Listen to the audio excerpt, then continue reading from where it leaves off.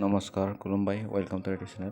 रायजोखौ मैं आपनालोকৰ কাৰণে এটা গুৰুত্বপূৰ্ণ ভিডিঅ' লাহিছোঁ नागिरनोंथांमोन आं नोंथांमोनहा मोनसे गोनां ভিডিঅ' लानानै फैदों बेखायनो नोंथांमोनहा ভিডিঅ'खौ जोबजासिम नायलां आरो नायना मोजां मोनदों लाइक कमेन्ट साबस्क्राइब खालामनो बावनाङा মানে আজি মই বাগমাৰাত আহিলোঁ আপোনালোকক দেখুৱাব বিচাৰিছোঁ মানে ক্ৰপ কাটিং কেনেকৈ কৰে আৰু তাতে মানে আমাৰ এগ্ৰিকালচাৰ ডিপাৰ্টমেণ্টৰ লগতে জড়িত ষ্টেটিষ্টিক্স এণ্ড ইকনমিক্সৰ আহিছে আৰু চালাচাৰ গ্ৰুপৰ তেখেতে আহিছে আৰু ক্ৰপ কাটিং কৰিবলৈ আহিছে বৰ্তমান গভৰ্ণমেণ্টৰ এজ পাৰ নটিফিকেশ্যন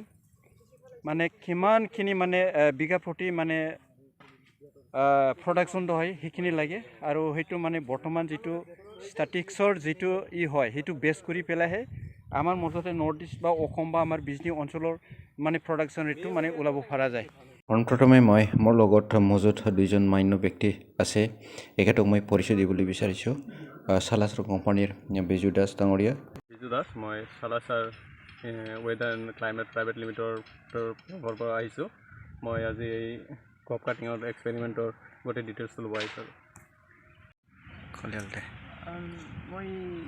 মোৰ নাম ভানু বসুমতাৰী মই economics and statistics department represent কৰিছোঁ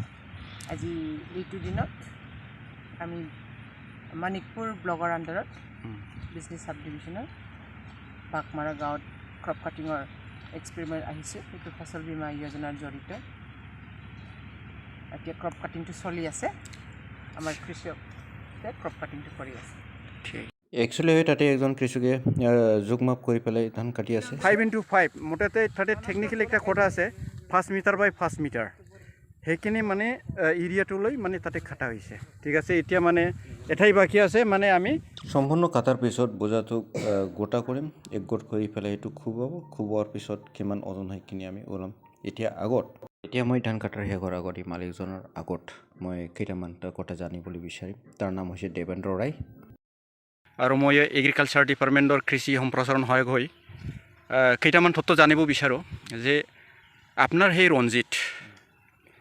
মানে ৰঞ্জিতটো ৰঞ্জিতে কমন নামটো ৰঞ্জিতেহে এইটোৰ ভেৰাইটিটো ক'ব পাৰিব নেকি যেনেকৈ ৰঞ্জিত সাপ কিবা ৰঞ্জিত 35 ৰঞ্জিত সাপ 1 ঠিক আছে মানে সাবমাৰ্জেন্স ফ্লাড টলাৰেণ্ট বুলি কয় আৰু কি আচ্ছা সেইটো ধান মানে আপুনি বেডত কেতিয়া দিছিলে বিধানটো মই জেঠ মাহৰ 14 বা 15 ভিতৰত বিধানটো দিলোঁ আচ্ছা তাৰপিছত মই আহাৰৰ 14 বা 15 দিনটো যাৱা কয় কাবাই খাচিয়া কয় এইটো কৰিলোঁ আৰু শাওনৰ 14 15 16ৰ ভিতৰতে ৰুই দিলোঁ আচ্ছা ঠিক আছে তেনেহ'লে আজি খাটিল আজি কি মনত আছে কি ডেট আজি তো নৱেম্বৰৰ 18 তাৰিখ হয় ঠিক আছে দে হ'ব আমি হিচাপ কৰিম মুঠতে 5 মাহ পাৰ হৈছে ৰঞ্জিতটো ঠিকই আছে ৰঞ্জিত ঠিকই আছে আমি ওলাম আচ্ছা দাদা আপুনি তো একজন আগ্ৰহী কৃষক প্ৰগ্ৰেছিভ ফাৰ্মাৰ আমি আৰু আপোনাৰ পৰা কেইটামান কথা জানিব বিচাৰিম মুঠতে এইখন বাগমাৰা আমি জানা মতে 8 বছৰৰ মুঠতে মোৰ ফিল্ড এক্সপিৰিয়েঞ্চ আছে আমি জানো ভেজিটেবল ক্ৰপ এৰিয়া বুলি আমি দেখিলোঁ মুঠতে ৰঞ্জিত এইবিলাক ধানৰ পৰাই হয় ৰঞ্জিত বাদেও বেলেগ মানে এনেকৈ HYB খেতি কৰি ধানটো তাতে বহুতখিনি প্ৰডাক্ট হয় সমস্যাটো হৈছে মই এটা সুধিব বিচাৰিম ইয়াত কি সাৰ পানী যোগানৰ বিষয়ে আপুনি ক'ব পাৰিব যে কি সাৰ দিছিলে আপুনি ষ্টাৰ্টিঙৰ পৰা যেতিয়া আমি ধানটো ৰুই দিওঁ হয় তেতিয়া সাৰটো দিয়া নাই আচ্ছা সাৰটো দিয়া নাই সাৰ মোটামুটি 20-25 দিন পাছত অলপ ক্ৰপ ড্ৰেছিং কৰি দিয়া হৈছে হয় তাৰপিছত লাষ্টত মোটামুটি 2 মাহমান যোৱাৰ পাছত আৰু একবাৰ সাৰ দিয়া হৈছে আৰু নাই আৰ ইমান পৰিমাণে দিয়া নাই আচ্ছা তাৰ মাজত এইবাৰ যে জুনৰ 16 18 আৰু 28 তাৰিখ জুনত যে তিনিবাৰ থাৰ্ড ৱেভ লে হৈছিলে বানপানী সেইখিনি সময়ত সেই ধান মানে কিবা সন্মুখীন হ'ব লগা হৈছে নেকি বানপানীৰ দুবা অসমীয়াত কিমান তাৰিখ পৰিল যাক ডুবিছে আৰু কি ধানটা ডুবিছিল আৰু কি ন ধানটা অলপ ডুবিছিল কিন্তু কেইদিনমান ডুবিছিল আচ্ছা 4 আঙুল মান পাত গিলা ঠিক আছে হাসিয়া বিধান না 4 আঙুল পাতটো ওপৰত আছিল কিন্তু এইটো নমৰিব 2-3 দিন নমৰে একদিনৰ পৰা মোটামুটি 15 দিনলৈ ৰেকৰ্ড আছে ৰঞ্জিত চাবন গম পাইছে না আচ্ছা ঠিক আছে ফুক ফুৰোৱা কিবা বেমাৰ হৈছিল নেকি ফুক ফুৰোৱাটো ইমান বেমাৰ হোৱা নাই কিন্তু এটা ব্লাইট আছিল ব্লাষ্ট বুলি কয় ফাকৰা যিটো হয় সেইটো কি ঔষধ দিছে আপুনি এইটো তো আমি দিছো এই ডাইথেন জাতীয় নাকি ডাইথেন জাতীয় আৰু আচ্ছা। কোম্পানীটো ঔষধৰ কোম্পানীটো যাই হোক ডাইটেন জাতীয় দিছে আৰু কি না প্ৰচাৰ কাৰণে দিছে যেনেকৈ বেবিষ্টিন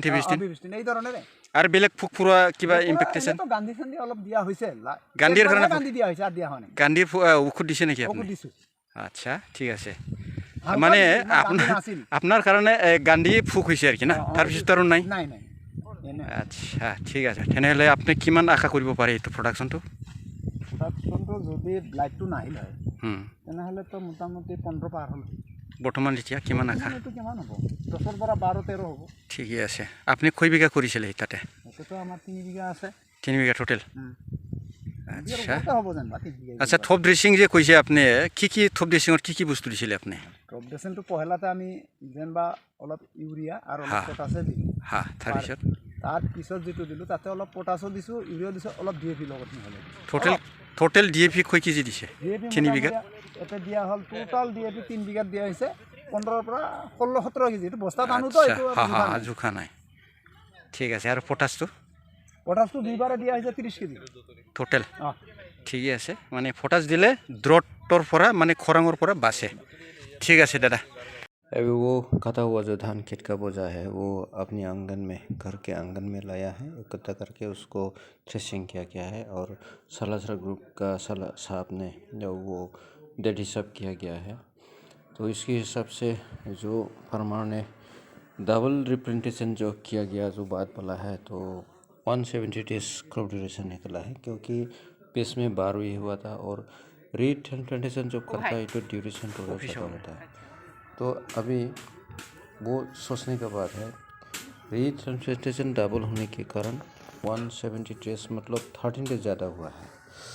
अभी इसको एक कुत्ता करके जो भी माप किया गया है तो निकला है 10.87 निकला है यानी 14.49 मन पर बीघा। अभी हम एक दूसरा प्लॉट में आ गया है काट रहा है क्योंकि एक के प्लॉट में डबल क्रॉप कटिंग करना वो नियम के तौर पर माना है इसलिए कम से कम 800 मीटर डिस्टेंस पे इसको काटा गया है। अभी उसको करने के बाद घर में लाया है और थ्रेशिंग भी किया गया। अभी इसको मथने वाला है तो लगभग ये बंगोबंधु जो वेराइटी है इसका जो क्रॉप ड्यूरेशन है तो 148 निकला है।